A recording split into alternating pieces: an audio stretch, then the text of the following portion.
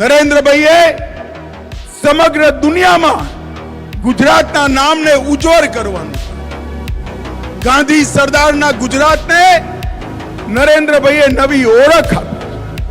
સમગ્ર વિશ્વ આજ ગુજરાતના વહીવટનો અભ્યાસ કરવા માટે અહીંયા આવે છે અને આપણા નરેન્દ્રભાઈ એ જ રીતે સમગ્ર દેશને આગળ લઈ જવા. નરેન્દ્રભાઈને વડાપ્રધાન બનાવવાનો મતલબ છે આતંકવાદ અને નક્સલવાદથી મુક્તિ. નરેન્દ્રભાઈને વડાપ્રધાન બનાવવાનો અર્થ છે ગરીબીથી મુક્તિ.